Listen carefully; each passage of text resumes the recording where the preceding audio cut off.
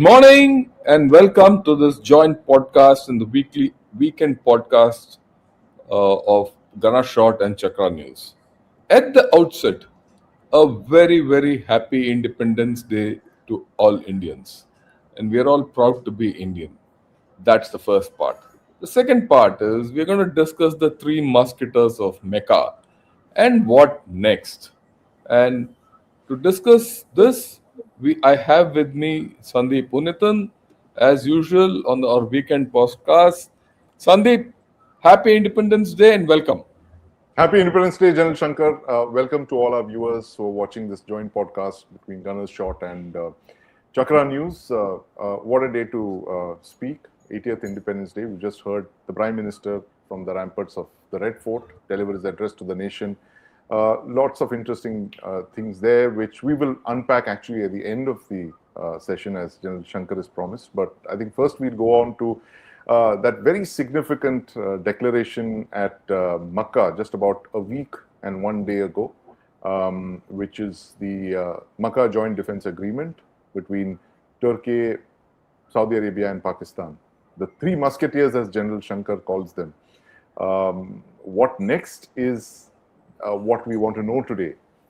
From General Shankar, we have, of course, our theories on where this is going, and we're going to unpack this. General Shankar, over to you.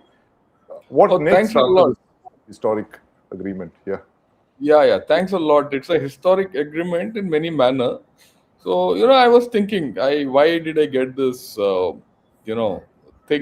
idea of the three musketeers? Right. And, I tried picturizing it and this picture came out. Well, that's how it is. So what's next, right? So what next is, of course, the normal logic of three musketeers is all for one and one for all. Okay. But then I thought it could all be all for none and none for all also. Okay. Right. All right. And there are good reasons for this. And, the first reason is, the fundamental reason is the respective foes of the new pact are not mutual foes. Yeah. Who is the foe? That's the fundamental problem of this pact. And right. this when you compare it with the Warsaw Pact, NATO, and you have one adversary. You're very clear. This guy is the enemy. You have one adversary or a set of adversaries. Yeah. Okay. Here there's no adversary. Who's the foe? And mind you, interestingly, this question is not something which came to all our minds, but the way this has been framed comes from a Pakistani. Right. Right. A Pakistani. Someone we know, a Pakistani, a famous Pakistani. Yeah, he's. I think it's Zahid Hussain in the Dawn who's come up with this. Okay. And in one of his editorials, who's the foe? Mutual foe. There's no mutual foe. I think it's Zahid Hussain. I'm forgetting the thing, but let me see if I can get who it is. But then that's a different story, But okay, that's one. And let me put something in the historical context also, because I think we need to discuss this in that context. You see, one is of course who's the foe. The second thing, what is so new about this? Let's put it. 1964. Yes. There was a regional cooperation for development. Yeah. It was, coined between Iran, Turkey, and Pakistan. Interesting. Yeah. Okay. Now, then, Pakistan and Turkey were part of the 14-member Islamic military counterterrorism coalition, which is still existent. Yeah. In 2015, 11 years back, you came. Well, the first one didn't succeed. It's still alive. Mind you, it's not dead. It's not that treaty is not revoked. The second one is still alive. Yeah. So, and now what has the current pact done is you replaced Iran with Saudi Arabia between Turkey and Pakistan. Right. This is the interesting thing, right? And the IMCTC, where Turkey and Pakistan are still part of the thing, and it's a wider council with other members as part of this coalition. What has that achieved? what are these two achieved, and what is it special that this is going to achieve? Are the two things which actually struck my mind, about this pact. Right. No foe. You had two formulations earlier. What is this going to do? For whom? And that's what I thought we could discuss, of course. So these are my opening views about this pact. And so, over to you, your views. Let's hear you. Yeah, spot on, Jan Shankar. What you said is that who's the foe? Who's it against? Because, like you said, see, Turkey's adversaries are the Kurdish groups. There you have it. So, Turkey's are the Kurdish groups. They're looking at Israel as well. Pakistan's primary focus is India, as always. They're obsessed with it. Saudi Arabia has got Iran to the north and the Houthis to the south. And of course, UAE, which is the new axis. And in fact, one of the reasons that Egypt is not able to enter this, they were talking of a quad, was because Saudi Arabia said, hey, the Egyptians are too close to UAE. And there's no way that they're going to allow the UAE to kind of come in what form, or either UAE or their allies. So it's a very disparate set of adversaries that each of them face. And for instance, Saudi Arabia's adversary is Iran, right? But Iran is not Pakistan's adversary. India is Pakistan's adversary, but India is not Saudi Arabia's adversary. India and Saudi Arabia got excellent ties. We've got a very large trade,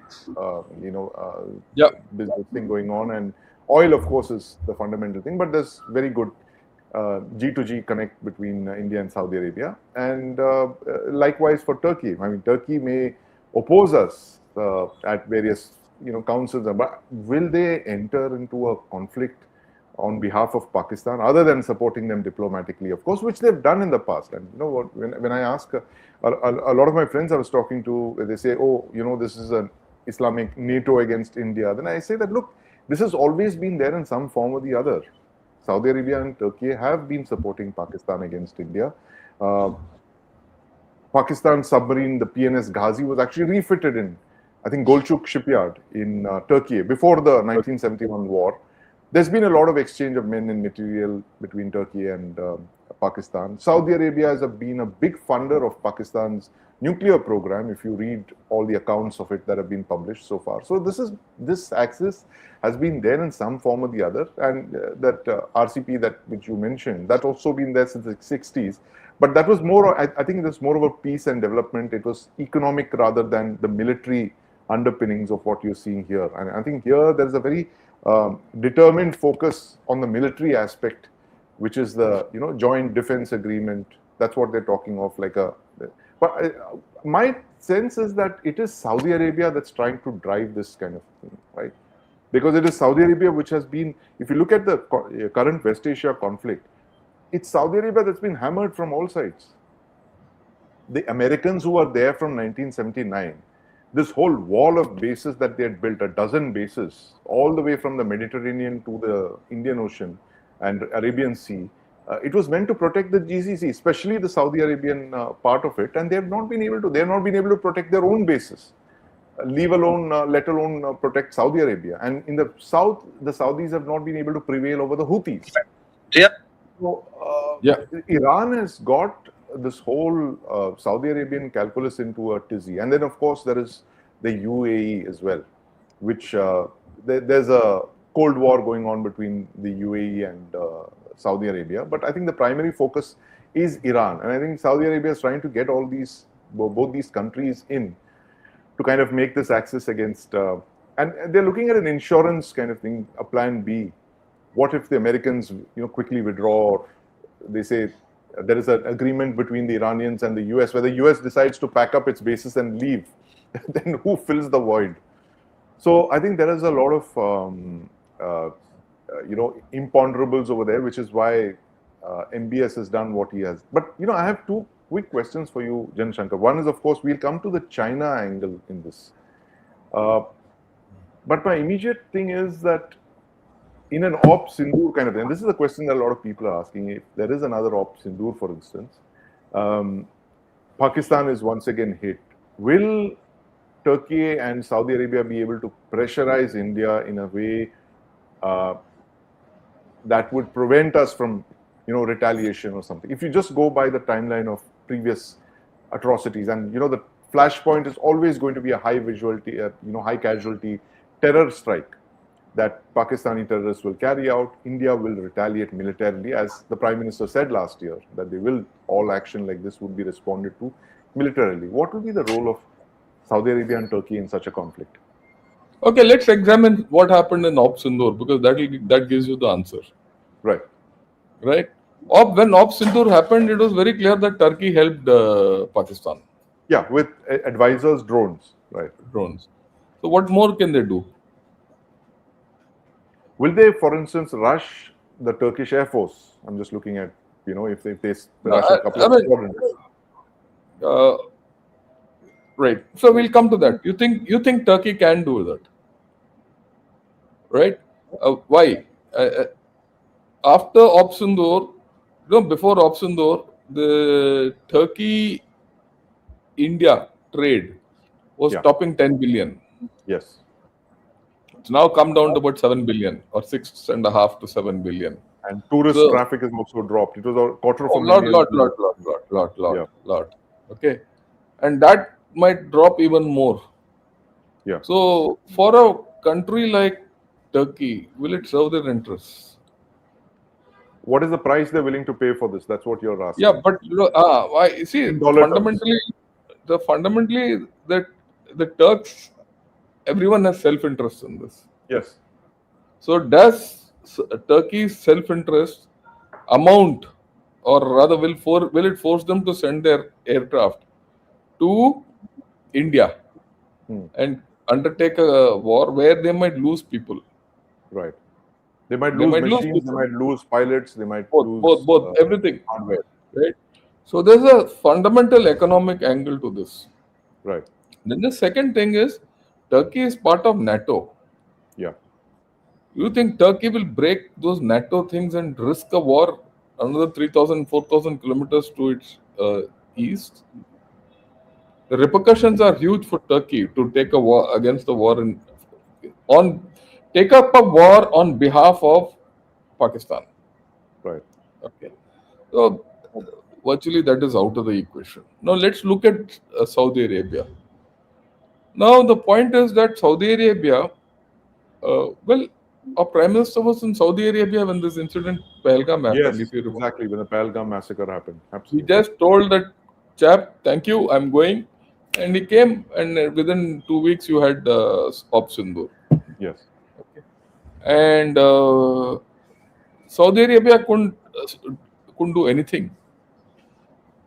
Right. The only thing is, we know there's a fact that Saudi Arabia did come and speak on behalf of Pakistan with India during the course of the thing. A lot of telephone lines were burnt. There's no doubt on that. Yeah. But did they stop? Could they stop? They couldn't. Right? Also. Now everyone says Saudi Arabia can, shut off your oil, X, Y, Z. There's a trade of $43 billion between Saudi Arabia and India. Yeah. Of course, largely, oil from there. Right. But think of a case where tomorrow Saudi Arabia doesn't get that trade. What happens to the Saudi pocket? Right. And if that is, just think, if this goes through, I'll take it to a logical conclusion. And today, Saudi Arabia becomes our enemy to the extent that Saudi Arabia will put pressure on India. That's the max it can do. So it would be wise on our part to increase our input of oil from Venezuela and UAE and things like that. Diversify our oil thing. Yeah, we will diversify and make sure that we increase our reserves and all that, so that if Saudi Arabia misbehaves or takes an extreme stance, no go. And what about Saudi Arabian investments into India? They're also looking to diversify. They'll definitely not diversify in Pakistan. They have to diversify in India, not anywhere else. Yeah. So where does that leave Saudi Arabia in India-Pakistan scenario? It doesn't leave them anywhere.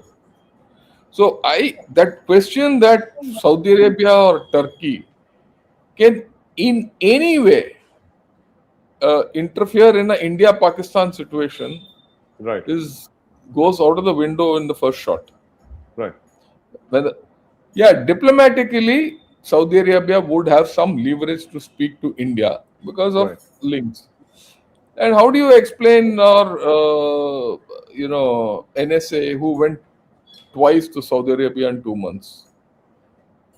So there is a dynamic which we are not factoring in this whole story. Now, let me give you an alternate explanation of this whole pact, the rationale of this pact. This is my view, okay, which I have not spoken anywhere so far, but after about a week of thinking, this is what I come out. There are few sobriquets going around. The Right. first sobriquet is Turkey is popularly known as the sick man of Europe. Yes. Okay, the Pakistan is known as the sick man of South Asia. Right. It's a Yes. fact. This is there. You click it in, you will get Pakistan out. Yeah. And I key a new sobriquet of Saudi Arabia being the slick man of West Asia. A slick man of West Asia. Okay. West Asia. Okay. Right. Now the point is, each of them are on a. Erdogan is on a slippery slope. Yeah. He needs this alliance to prop him up because he's got tremendous problems. He's rigged his elections, everything, Yeah. and his economy is not doing well at all. He's a beggar. He's Pakistan ka bhai hai. Like someone, okay. I mean, let's face facts. That's what he is. And he's got problems in the Kurdish problem. Right. He's not comfortable with the dispensation in Syria, and he's got problems with Iran also. If you act tough, these three are his Yeah. borders. Okay, Right. and everyone wants to avoid Turkey in the pipeline story. So Turkey has its. We think about Pakistan. We are Pakistan centric. Look at Turkey and its problems. Can Pakistan bail out Turkey in any of this? Zero. Zero. And the same thing for Saudi Arabia. Saudi Arabia can give it some money, but I'll come to Saudi Arabia. So Turkey is virtually that's why I said it's a sick man of Europe. It wants Right. to get into Europe. No one in Europe wants it. They say, okay, you be your NATO partner and nothing more. Even that NATO partner story is fraying because Turkey was admitted into NATO during the Cold War, right? And it was the southern flank of the Yeah. Russian Of the Empire, Soviet Union. Yes, of Soviet course. Union, and all that. They That's had gone. deployed Jupiter missiles there. A lot of people don't know Yeah. this. The NATO had deployed Jupiter nuclear-tipped missiles, which is why you had Khrushchev deploying missiles in Cuba. And the quid pro quo for withdrawing from Cuba Yes, was yes. that It was NATO Turkey. will do its, yeah. Now, missiles. if you see this, take this carry this rational forward. Why is this Ukraine war taking place? NATO wants to deploy missiles in Ukraine, Yes. southern Delhi of Russia. Russia, and Turkey has lost its value. Actually, Turkey has lost its value, military value to NATO. But NATO being NATO, they don't want to throw anyone out. So that is why Turkey has started looking east. It's got no choice. Okay, so that is where it is. Turkey. Now let's look at Saudi Arabia. Saudi Arabia, for everything, two things are very clear. One Yeah. is oil has a finite timeline Yeah. in terms of the fortunes of all these Gulf countries. As alternate energies are coming in, and in fact today our Prime Minister also spoke about Yeah. Urja through the 100 solar 100 gigawatts of alternate uh, energies targeting. Yeah. nuclear, and he's talking. So Yeah. energy, Diversifying. Yeah.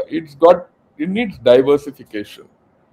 Okay, uh, so Saudi Arabia is not very. I mean, it's looking for diversification, and plus the fact that Neom city, which Yeah. MBS started, is facing It's huge building on problems.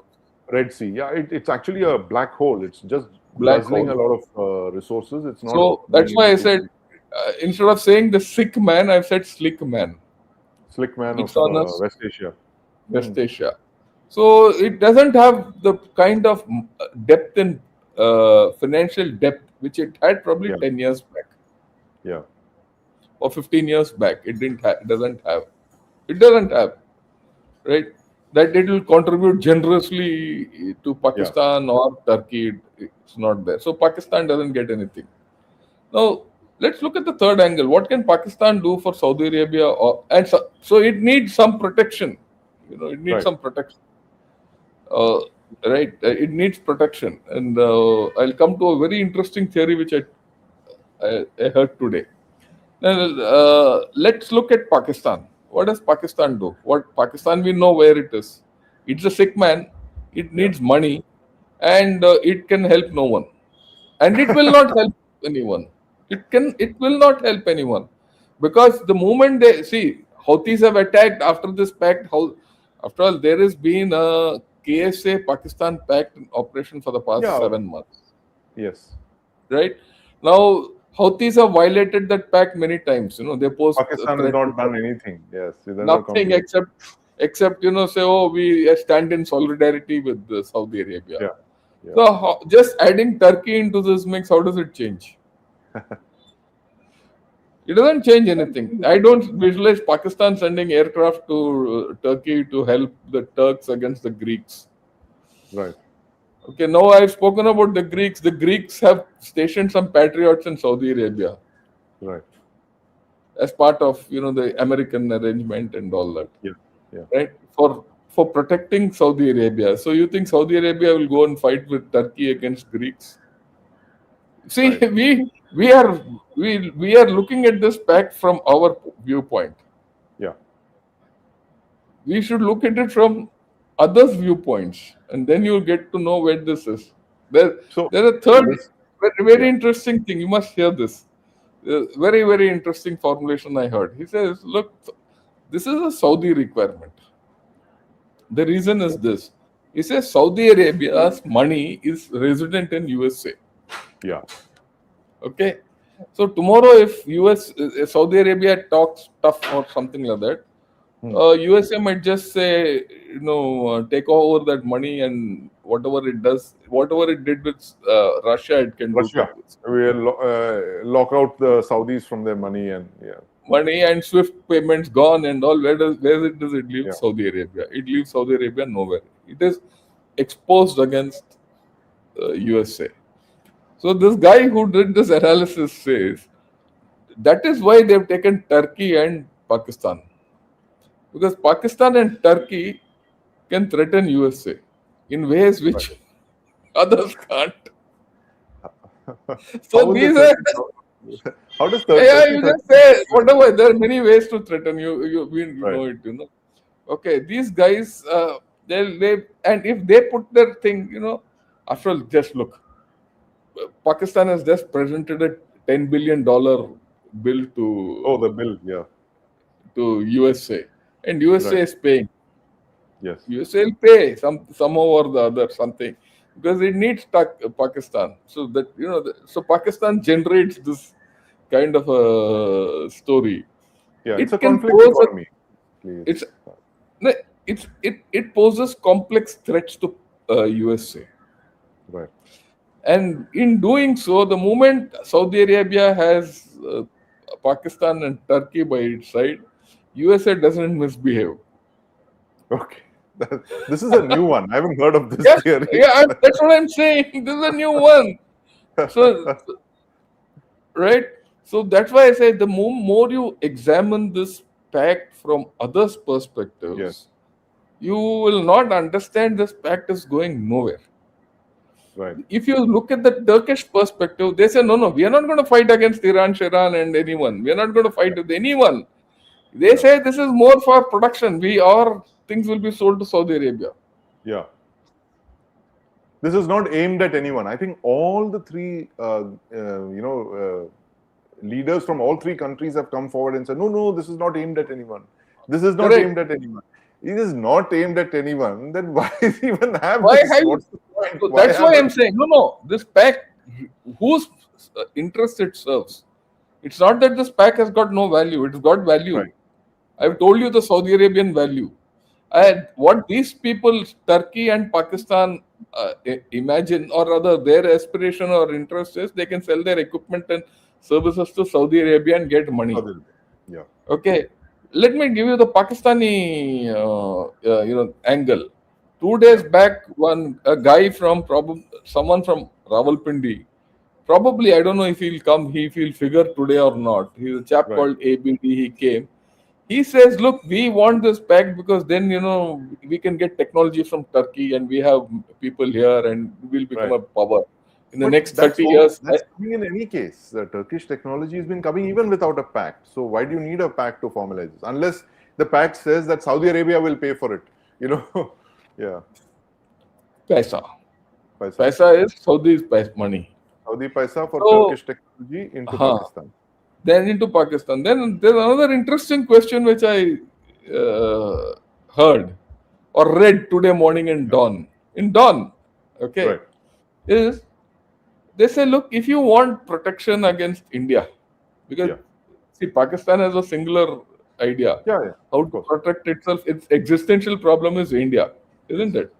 So if you want protection against India, why are you going to the Turks and Saudis? Why don't you have a pact with China, Yeah. which has got common enmity with India? It Right. will give you Right. more value, and they did more for you during Opsindor rather than the other two. Why don't you have a pact with China? Don't they have a pact already with the They don't have a Pakistanis? defense pact. They don't have a. That's They don't. interesting. We never thought of that. Yeah. They Despite don't have all a this, defense pact. they They don't have have a defense pact, CPs. They have CPEC. which is an economic. I mean, that's like Whatever. an investment. That's a very Uh, large investment. 44 billion. so yeah. So the point is, they have not logically.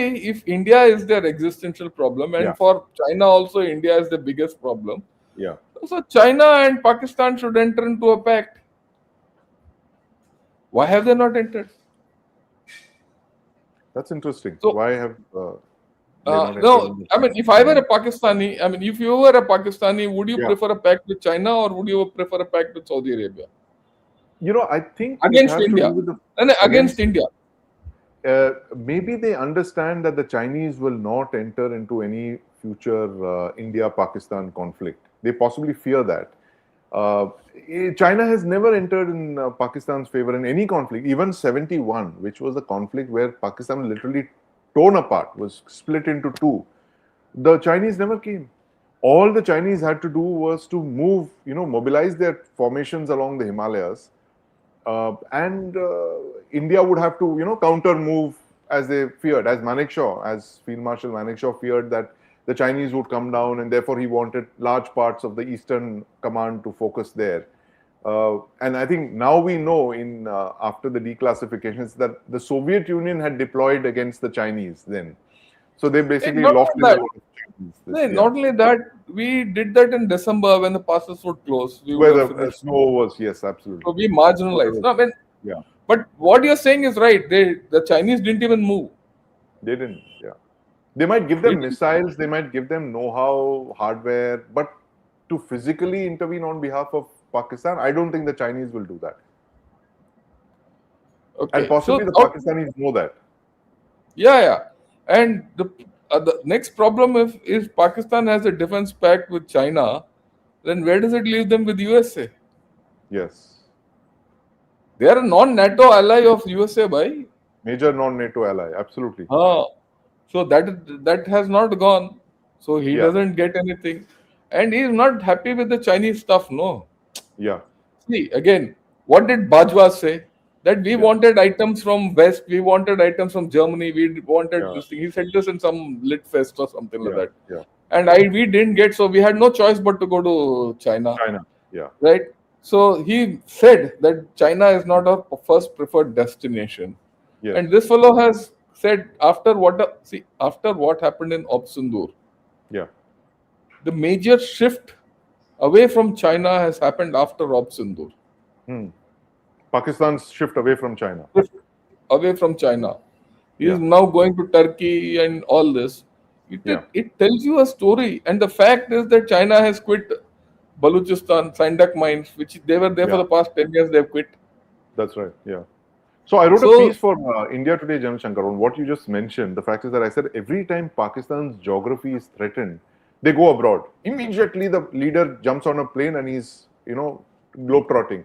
Zulfikar Ali Bhutto in January of 1972, a few weeks after the creation of Bangladesh, he was visiting Libya, Saudi Arabia, Iran, Beijing. He needed help. And that's how the beginning of the Pakistan nuclear weapons program is.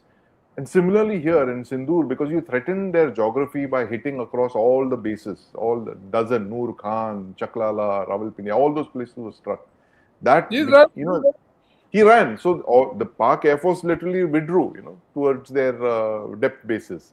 So Munir then, and very interesting, Munir bought a long-range jet, a G600 jet, a second-hand jet, for his global travels. As G600 basically flies Islamabad to Washington unrefueled, 12,000 kilometers, a very long-range, the top-of-the-line private jet.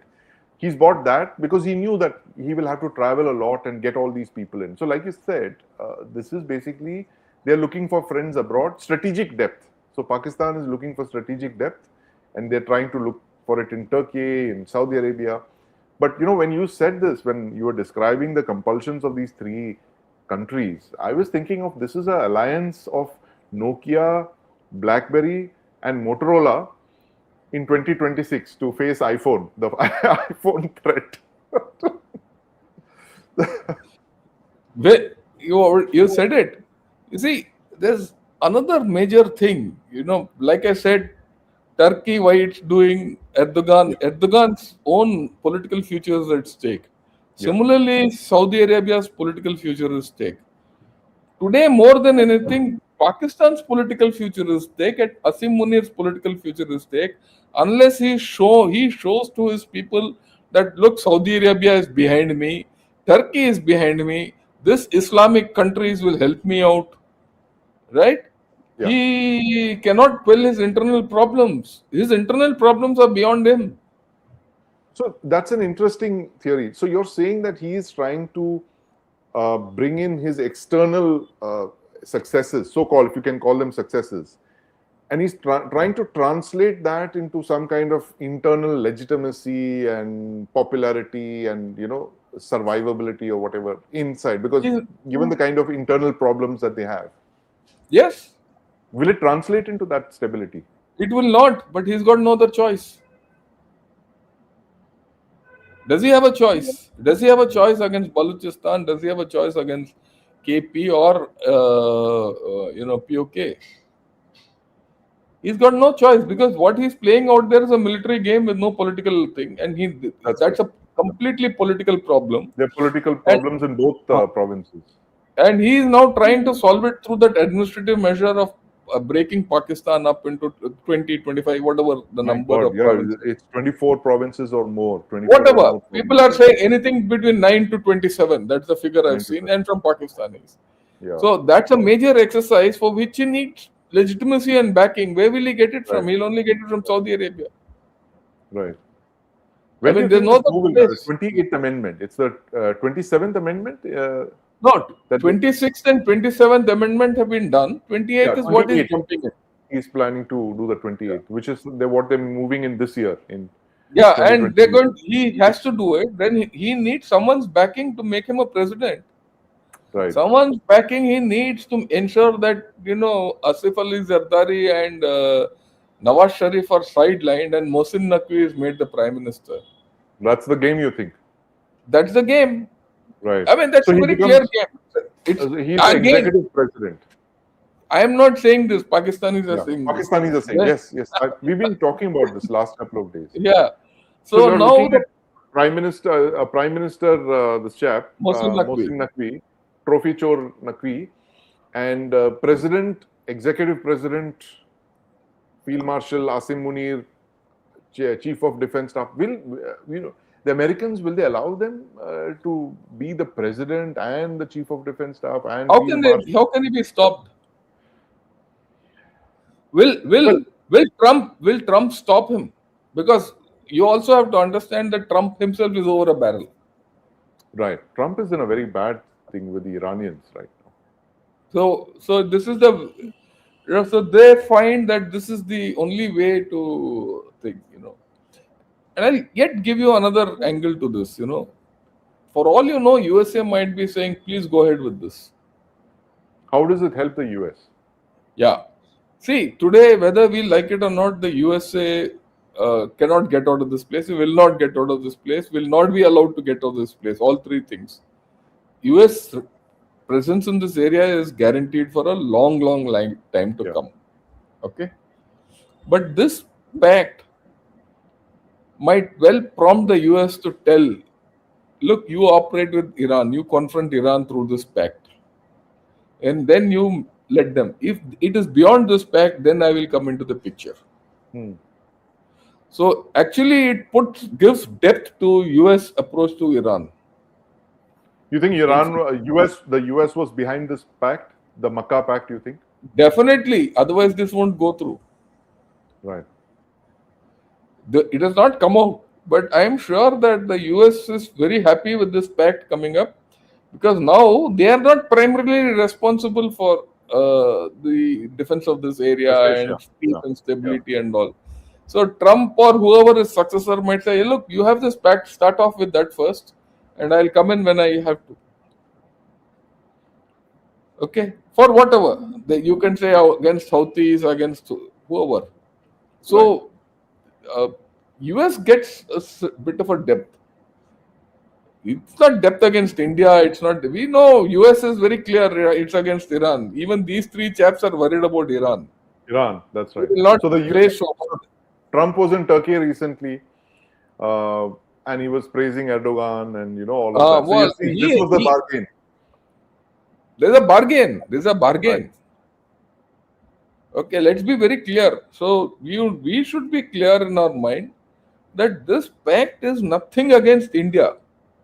From a Pakistani perspective, it is against India. Fine, that I'll cede, because Pakistan has got a unifocal thing that against India. That's okay. But the pact as a whole, is not against. It's against Iran. Let's be very, very clear. And why Egypt has not come in? There's another fact people don't understand this. Egypt has not come in because originally it was thought that Egypt will be part of this pact. It will be a quad, kind of an Islamic quad. It didn't happen. Why didn't it happen? Because it will upset the Camp David agreement Yeah. between Israel and Egypt. Now, how did Egypt benefit from the Camp David agreement? Egypt benefited from the Camp David agreement economically because USA gave them economic carrots. Yes. See, in this Trump tariff regime which he started, it has not affected Egypt. Egypt is out of the tariffs. Yeah. Completely. Not even that basic 10%, because this is part of that Camp David agreement. Accords. Yeah. Yeah. Camp David Accords guaranteed a certain amount of economic carrots to Egypt, and Egypt delivered. If today those and USA delivered those guarantees. So if that doesn't come, Egypt comes unstuck. Also, Egypt will not get into this because it is their survival, their economic survival also depends on this. Yeah. So they have not come in. Qatar has not come in. Why has Qatar not come in? Qatar says, if I get into this pact, tomorrow Saudi Arabia will eat me. I will become a province of Saudi Arabia, which Saudi Arabia has tried. It has tried and failed. And why did it fail? Because at that time Qatar went towards Iran. When Iran also pressurized it, it went to Turkey. Turkey has deployed a battalion in Qatar already. Qatar. Yeah. It is not now, for the past 5-6 years. Turkey battalion is there because it counters US presence there. So there are, this jalebi. Wheels within wheels. Yeah, jalebi. That's right. That's. So you see that this pact is basically for West Asia, nothing against India. People, I mean, as Indians we will think so, but in my view, Pakistan में सोच है कि against India है. Right. Pakistan is very clear that how to leverage all this against India. and of course legitimacy to Asim Munir for life. Yeah, and One drop strategic depth. देखो, depth. yeah, क्या हो गया if we lost all our bases? पिटाई हो गई हमारी. We have become And we are indispensable ally to everybody in the uh, world. Yeah, yeah, now that you word use the use strategic depth, we also have to understand that Pakistan's great plan of strategic depth towards Afghanistan is yeah. done and dusted, and it is in a graveyard.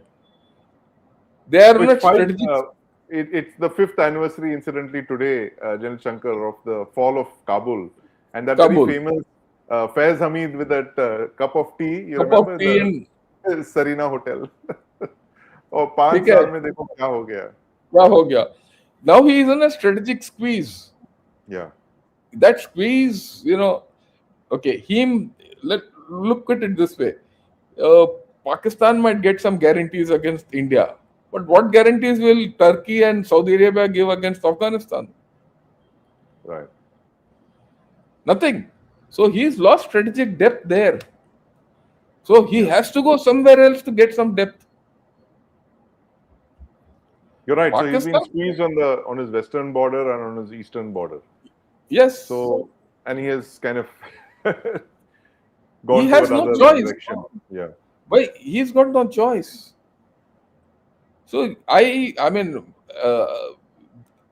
this is how this thing is, and that's how things are panning out for this Mecca Pact. right. It's all So what? for none Yeah, and yeah. none for all. All for none and none for all. That's a very interesting spin on the Three Musketeers motto.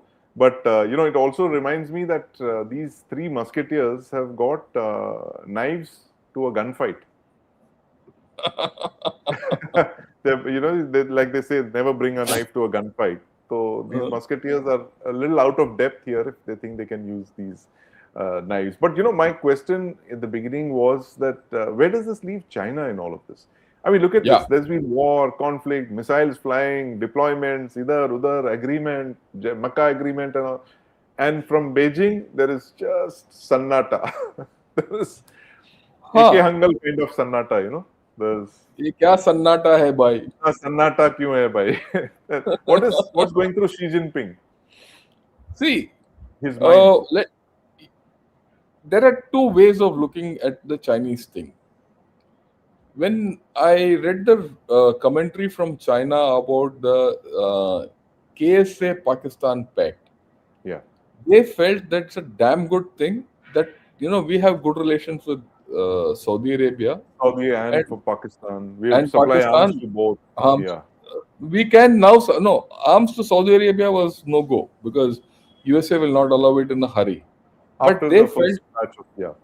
uh, they felt that look with this will give us a opening through Pakistan to sell arms to Yes, yes. Saudi Arabia. And they were also very happy that this will also help us go Pakistan from Pakistan to Iran. That was their initial commentary. But as they see Pakistan drifting towards the west, they Yeah. cooled on Pakistan. They also see that look, we had great relations with Iran, we had great relations with Saudis, and we enabled a pact. That was Yeah. the time, not 3 years back. This pact was In fact, done, peace pact between Iran and Saudi Arabia. right. Iran, Saudi Arabia. Yeah. Iran and Saudi, which was seen Mediated over by by Beijing. Xi Yeah. Jinping. And Yeah. everyone said this is the demise of USA and all that. Yeah. But what has happened now is completely the reversal of that. Complete Right. reversal.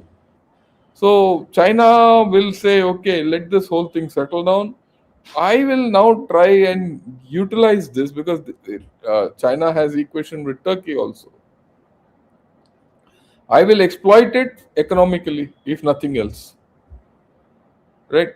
Economically, Pakistan के साथ क्या होगा कुछ नहीं होगा. Pakistan is a dead loss. But with Turkey and for thing, so China will be looking at the opening back into this Right. area, Right. and the opening will be given by Pakistan. That's the hope. Okay, that's the hope China will be. But at this point of time, I think China is perplexed as to करना क्या है. Right. Again, you have to see China from its own thing. See what has happened in the past 6 months.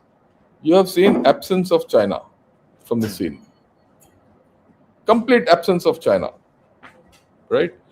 They're nowhere Uh, in West Asia. They just vacated the whole space. they've strategically vacated this area. Yeah. They, everyone says they have assisted Iran and all that. Uh, I don't think they have assisted Iran the way we have dreamt it. Yeah, they would Yeah. give some coordinates and space and all that, Uh-huh. some Right. parts and all, but nothing. C4ISR, that kind of assistance. That's it. It's not a overt help. It's not, Right. some covert help a little. And you have to also understand that they are probably worried about Pakistan's drift. Right. Right. They have Drift back to lost. the United States. Yeah. They've lost strategic space in West Asia. If someone says no, China is gaining out of this whole war, I don't agree. Day one, I said China will lose. Even now, I say China is losing. The second thing is what China is confronting a different paradigm in East Asia. See, their problem today is Japan, a resurgent Japan. Yeah. People don't understand this. People yap. They see a resurgent Japan militarily. Hmm. A resurgent Japan is more problematic to them than anyone else. They see a intransigent North Korea. North Korea, which was supposed to be their pet dog, is now you know वो है ना अपना ही बिल्ली अपने के साथ वो something like that in Hindi they say. नहीं नहीं मेरी बिल्ली मुझी से म्याओ. मुझे से meow. Yeah. North Korea has started doing that for the past 2 years. They have swung towards Putin, right? Okay. Because he's Okay, given them a lot of assistance, strategic. yeah.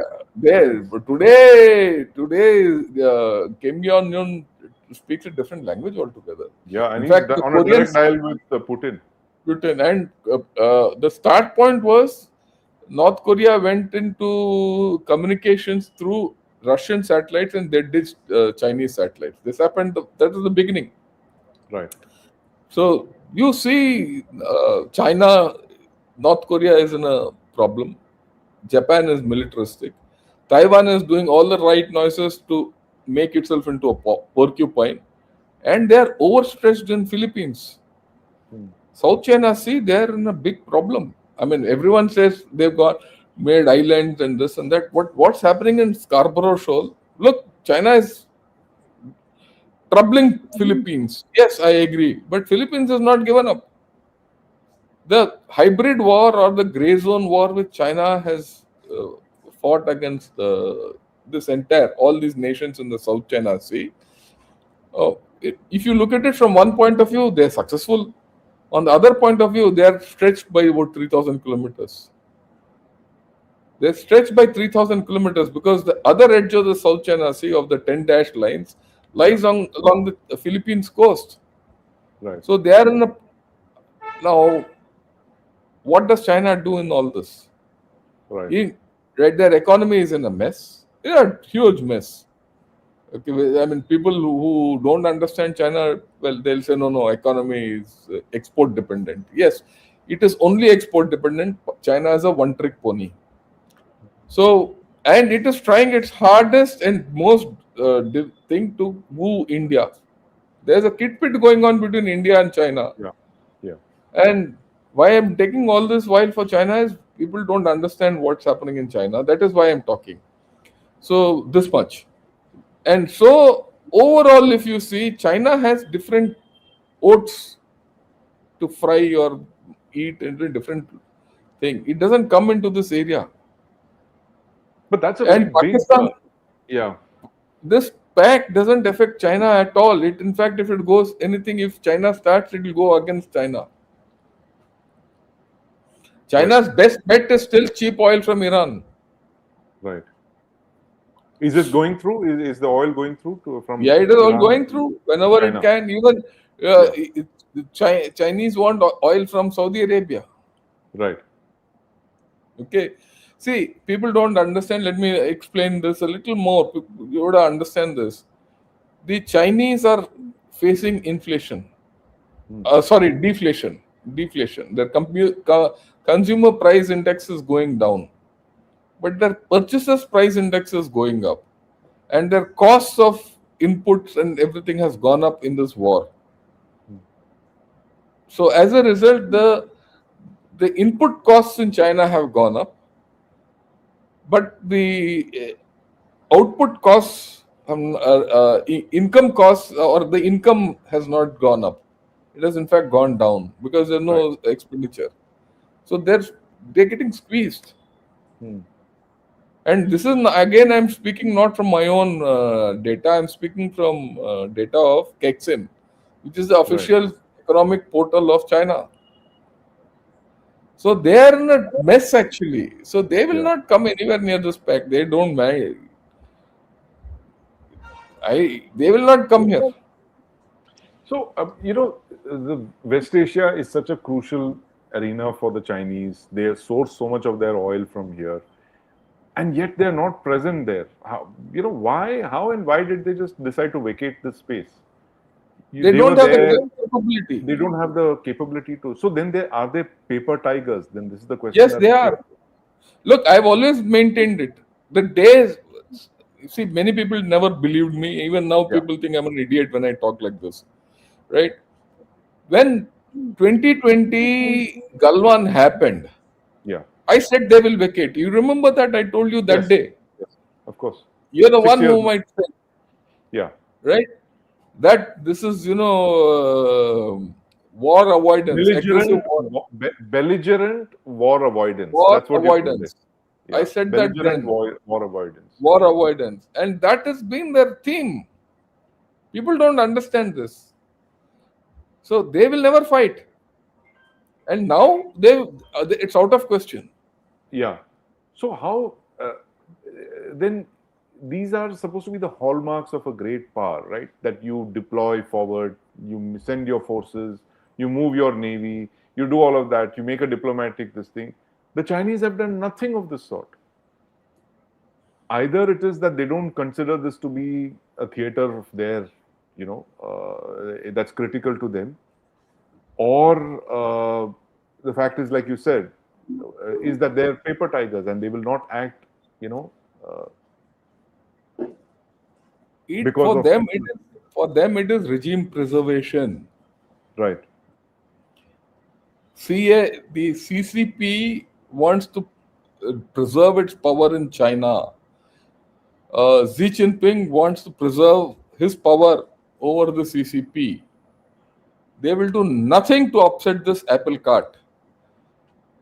Taking a stand for or against this pact upsets that apple cart. right, Okay, and the more problems, you see, today evening I'm going to do a show yeah. on, the Chinese decline. Is it going the Soviet way or is it going the Japanese way? And when you do this research, very interesting things have come out. So when you say the Soviet way, that's a breakup and a collapse. When you're saying the Japanese way, it's a slow decline into irrelevance, Yeah, which is why the Japanese are doing what they're doing now with what the, they do. Yeah, with their and defense there are posture. indications of both. Right, There are indications of both in China, and I'll grant the Chinese system. They are not fools. They know where they are. right, And from right. where they are, you have to grant it because they have made money. Yeah, They've come to the level where they said one day we can overtake Chinese economy. It doesn't happen overnight. yeah. It happens with a lot of this thing, but Overtake the American economy. American economy. Yeah. So now they have done all this, so they know where they are today. They're not fools. So they will not come here. They will not come here. In fact, they will not lock horns with India also. So then, where does this leave Taiwan? Because if you're looking at a very diffident China, then Taiwan's in a pig's back. yeah. So pig's back It's or in a pig's porcupine's back. back? I have Pokemon is back. So I mean I have no this thing. Where China is not a China is a see the threat China was to India in 2020 is different is a different threat we have today. Today. 6 years today. later. But we'll talk of it some other day. Yes, but that's a good way to round up this discussion.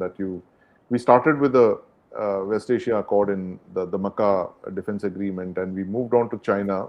So we've actually looked at both our immediate threats, Pakistan and China. And what you've actually said, China is a strategic competitor of India, and I think that's a strategic worry. Pakistan is the short-term tactical worry for us. I think we can handle Pakistan in 88 hours. I think that the Chinese will take a little longer than that. And from what you're saying, that would add to our assessments of China in the post-Galwan scenario. And you think Xi Jinping is going to come to Delhi next month? Well, he is on the horns of a dilemma. Right. If he comes to Delhi, he's got a chance to give a nice photo op for Mr. Trump. Okay, he's got it. And plus he's got the thing that he will be part of the BRICS, and he can, he can BRICS currency, alternate this, that, all those he can achieve. Right. If he doesn't come, this will be an India-dominated BRICS. Right. That's a danger. And BRICS is his hallmark foundation to, get Sinocentric world order, global governance, and all that. Right. So right. is he going to break one of that? Yeah. It's like breaking your own arm. Right. So there's a problem. If he doesn't come, this is a dilemma. Absolutely. A dilemma. Okay. Yeah. Now, if he doesn't come, it also gives an indication that he doesn't care about India. So if he doesn't care about India, why should India care about him? There are many angles to this. Right. Okay. Then the problem is he has not gone abroad in the past 1 year. The only place he's gone to is Korea recently. Korea. Before that, he has not gone abroad for almost a year. Yeah. And he's not left the mainland. In the past 1 year, the only places he's left the mainland China is once to Hong Kong and now to Korea. That's all. This will be a long trip he's taking. And he has to do this trip followed by a trip in September to USA also. US, yeah. Right? These are two huge political problems for him. If he might come out, and what if he can't go back? Don't rule it out. That's the worry, right? All dictators. That you might get a call saying that your plane. Thank you. Your plane doesn't have clearance to land. So there are issues. There are issues which for Xi Jinping to come and not come. Right. Both. But we'll see how it plays out. We'll discuss that, and we'll also discuss China one of these days in detail. Certainly, we must. Given how critical they are for us. You want to take some questions now, Jan Shankar? I mean, fascinating. Yeah, we'll take. But I thought we could spend a few minutes on what our Prime Minister. Oh yes, of course. The PM's address at the Red Fort today. Big takeaways from that, as we discussed in the beginning. Yeah, the big takeaway is this. Naxalism. Or yes, Prime I remember. Minister. Yeah. What I'm going to. Right? 20 years back. Yeah. Okay, what did our Prime Minister then say? Naxalism is the biggest threat to internal security. Yes. And let me put it this way: a lot of people, even in the right wing or the left wing, whichever wing you say, criticized Mr. Manmohan Singh for this. Yeah. Right? And he said this from the ramparts of the Red Fort. I still remember this, he said, in his own way, in a simplistic way. And I'm going to show you a clip which is today's and what our Prime Minister said. वर्षों तक देश की सत्ता में माओवादी सोच के लोग गलियारों में अपनी जगह बना करके बैठे थे। सरकारी कमेटियों में सलाहकार के रूप में भी ये माओवादी सोच ने नीतियों को प्रभावित किया था। मेरे प्यारे देशवासियों, जंगलों में हमें हथियारी नक्सलों का खात्मा बुलाने में, उस संकट से देश को मुक्त कराने में सफलता मिली है। लेकिन हथियारी नक्सल तो गए, लेकिन दिमागी नक्सल मौके की तलाश में है। हिंसा अराजकता के वो रास्ते खोज रहे हैं, समाज को गलत राह पर घसीटने के लिए भांति भांति के दांव कर रहे हैं। इन दिमागी नक्सलियों को पहचानना होगा, इन दिमागी नक्सलियों को आइसोलेट करना होगा और राष्ट्र को विकसित राष्ट्र बनाने की मुख्य धारा की ओर देश की युवा पीढ़ी को जोड़ना होगा। मेरे प्यारे देशवासियों, सुरक्षित भारत बनाना हम सबका दायित्व है। चुनौती सीमा के भीतर हो या सरहद से बाहर, भारत हर परिस्थिति के लिए तैयार है। So he very clearly said. So, I mean, I want your comments. What do you? Is there any difference? What Mr. Manmohan Singh? Very significant. But I'll slightly differ from what Manmohan Singh said at that time, because that's 2 decades ago. The Maoists had a red corridor. Literally, they had controlled large swaths of territory. I mean, literally over 100+ districts were under their control. They were looking at a red corridor from Andhra Pradesh. Then it was Andhra Pradesh, right up to Nepal, where they could move men, material, cadres, all of that. And they had, they were holding liberated zones. They had vast liberated zones. They were operating from the Dandakaranya forests and all that. They were a serious threat to internal security. And as you know, you were in service then, sir. You would be part of these discussions, that the army was specifically asked to deploy in central India to fight the Maoists, and they refused. I think it was General J.J. Singh at that time. No, V.K. Singh, General V.K. Singh. General V.K., who followed General J.J., I think 2 chiefs after, who said that there's no way we're going to deploy to fight this, because, and I got a very detailed explanation from one of the generals then, who said that, there is something called a heartland threat and there is a rimland threat. So the army should never be deployed to fight heartland threats, because that will mean you're moving away from the borders, peripheries, and all. This is the kind of threats that we have been facing with the Nagas and with J&K and Punjab. It's all been the rimland threats. We are good, we are deployed over there. We can't fight this kind of thing. So that led the government to then basically create the CRPF and the BSF and, expand their numbers in very large. Today, the paramilitary forces, the CAPFs, Central Armed Paramilitary Police Forces, are over 1 million strong. So they fought very slowly and, over the last 2 decades, and they have actually brought this threat down. But I think what the Prime Minister is talking about today is that the so-called urban Naxals, the people who are talking about, the Break India ideologies and stuff like that, he's talking more about that. So at that point, you had an armed threat of secession. Yeah. But look, he also, our Prime Minister today also said we finished that. Yeah, we finished the Jangli Maoists. The military threat has been there. Yeah. And he's also, even 12 years of this government also has done that. Yeah, and it has. No doubt about it. No doubt about it. It's a continuation. Yeah. It's a continuum. Okay, right from then 2006 20 to years, now. More than 20 years that we've been fighting it. Yeah. Okay. But what's important is this threat has morphed. Yeah. The thing what today our Prime Minister says is, look, the threat has morphed. Yeah. It has gone from rural insurgency to a urban Naxalism. Urban Naxalism, where he says that the Soch, the Naxali Soch. Dimagi Soch. Yeah. Dimagi Soch, the Dimagi Naxal. So people I think that is very relevant what our Prime Minister said. And it just proves that, look, it doesn't matter whether you're from a Congress government, UPA, NDA, BJP, and you see this whole thing going. The fundamentals of the threat have not changed. Right.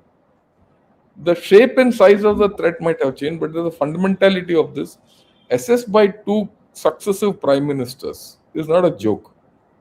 And that came out to me as the most important part of today's talk. Yes. And where I find very, probably a bit disappointing as a political character, is that you find the main political parties are still harping on each other as being, the threat, rather than the threat being addressed. Right. The threat is somewhere else. The political polarization is inhibiting our country to address this threat, which has been in existence now for over 2 decades. And I think that's the bigger problem. I'm not when this happened, I was a div commander, and I just taken over the division, and I still remember my co-commander and my chief of staff say, Shankar, you're just taking over the division. You know how to handle these things. Be prepared to take your division into this area. That part of the preparation. Of course, 15 days later, General VK Singh had come to Pune and he told very clearly, he said, I've told the government I'm not entering this for reasons you said, Yeah. Rimland, Heartland. If there's a problem in the Heartland, we'll help train Yeah. CAPFs and all, but we will not this thing. And but the fact is, this problem is live, still in a different form, and it has to be tackled today politically. And I don't see consensus of acting against them politically. That's my worry. Your views? Yeah, no, absolutely. So I think when how do you handle them politically? One is, of course, to get the narrative right, the narrative of the India story against the narrative that they are building up. I think it's an ideological battle as well. Yeah. Because a lot of people said, when I was covering the Maoist insurgency and was speaking to a lot of people, there were a lot of myths about this, where they said that, tribals are dispossessed and they are being exploited, and that's why the Maoists have come up. And so you don't get the fundamental nature of the problem. It is an ideology. Maoism is not about going and helping the poor and all that. It's an ideology that looks for foot soldiers. And in this case, it was the tribals, it was the peasants, and all communist insurrections, all Maoist insurrections have been in places which were tribals, which had farmers, those kind of. They're all rural insurgencies. That's how they began, and then they moved towards the cities, which is what, if you read the Maoist literature, they're very clear. I think they were looking at overthrowing the government by, I think, the 2040s or the 50s or something. I've read their revolutionary literature and all. So this was always an ideology. It was a battle of ideology. And it was about overthrowing the legitimately elected democracy, which they didn't believe in,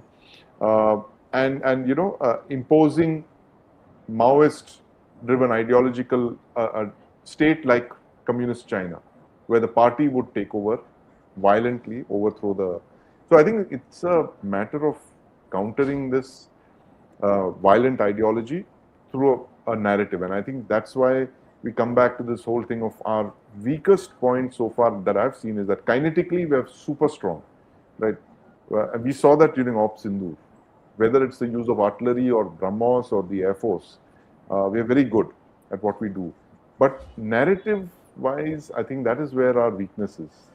That the India story, like we have an American story, there's an American dream, there's an American story, there's a Chinese story, but somehow that India story is not coming out very strongly. And the Prime Minister has, of course, made this thing today. He's made that pitch. It's about development, it's about aspirational India, and he addressed the youth and stuff like that. But somewhere we need to reinforce this thing, because, like I said, it's an ideological battle. Urban Naxals, the Dimagi Naxals and all that will use, fissures in your society to push in their ideology. And I think the only way we can do it is by delivering on the ground, and B, by countering this with our own narrative. Strong, progressive, prosperous India. Yeah, I completely agree with you. And we'll discuss this. We'll discuss this as we go along, because there are other facets of our Prime Minister's talk today, which we'll take it as a separate thing as to what can be achieved, not achieved, and all that. But I thought this was a very important thing. And this is an issue which we will confront as we go along, societally, as well as, in other issues. With this, can I take a few questions? Yes, absolutely. Okay. Sumit Pandey, thanks a lot for becoming a YouTube member. Ashish, also thanks for your contribution. Sumit here again, contribution. Thank you. Krishna Reddy, thanks a lot for and happy Independence Day to all of you. Right. Mallika Bajaj, please get Mallika Bajaj, social media digital content expert on your show.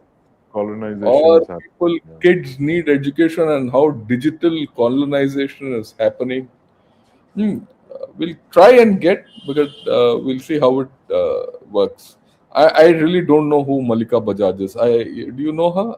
I have no. I don't. Okay, anyway, Chavan, let me see how we can do it. Then, of course, Happy Independence Day, Praval, thanks a lot, and Ashish, thanks a lot again. I picked up a few questions.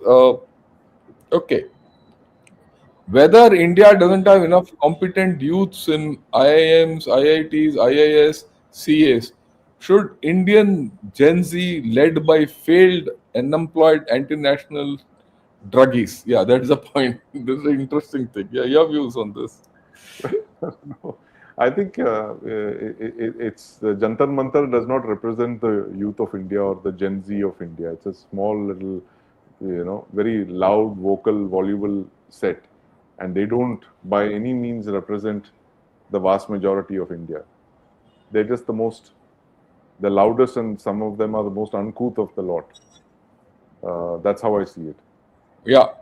Look, I have a lot of interaction with Gen Z because I am in You're an IIT, IIT and Madras. Of course, you're a yeah, professor there. I talk and interact with a lot of bright young guys from these things, and I have my own students who are now spread all over the world. Let me tell you, the Gen Z who are vocal about all these are not the real Gen Z. They're Yeah. actually the dropouts and the useless guys. I'm not joking. The Yeah. guys who real Gen Z with real aspirations are going elsewhere. Yeah. So, because I see some of these guys, some of these people who have problems with society, who have problems with being anti-societal, have these aspirations. I see some of them active in our campus also. I've seen it. Okay, I've seen it happen at close quarters. So it's there, but I think we need to have a different approach to this whole story. We need to have Gen Zs coming into mainstream issues, Right. mainstream societal issues. Uh, the thing which I took from this entire Pradarshan at Jantar Mantar Yeah. is that our Gen Zs need a mainstreaming. The true Gen Zs need a mainstreaming. And this is something to make them societally aware and politically, a little more active than they are. And because they are the ones who are pulling up India, Yeah. they are the ones who have to pull up India, the best and the brightest. Yeah. Right? The worst of the lot, who are these cockroaches, are the ones who are going to pull India back. So how we empower all these people to talk is, or the challenge going ahead. That's my view, right? Okay. He says, don't generalize Gen Z, bro. I am a Gen Z myself, and here I am. I'm glad that there's a Gen Z listening to us. Your Right. view on that, No, right? it's good. It's Exactly good. what we've been saying. We're not Yeah, generalizing.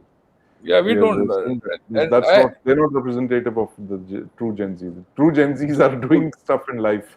yeah, and they have an aim in life. They have Yeah. studied. They're intelligent, and they're evolving. And just like the previous, 70 years, I won't say 70, 50 years back, I was also a Gen Z, Yeah. right? And today I'm the elderly person. At that time, we shaped India the way we did without even understanding that concept of what it is. But today, these people are more brighter, and they have more, they're, more communicative, and there is communication. The world is different from what it was half a century back. We have to give it to them. That's about it. That's the way I look at it. Okay, how Pakka is the Mecca Pact, even though Houthis could tear it apart? It's Yeah, not pakka at all. it's It's not Pakka at all. none for one, and what was the line that you used again? I All for just none and none for all. all for none and none for all. Yeah. Then a weakened Pakistan fails the purpose for which it was created in a post colonial world. It has time and again proved it cannot stand against India, and now standing as a proven failed and weak nation. Your views about this? Well, the creation of Pakistan was meant to be. It was meant to be imperial instrument, as my former editor MJ Akbar has said that in a podcast very recently, where he said that India is independent and it is free. Pakistan is independent, but it does not have freedom. So that's the difference.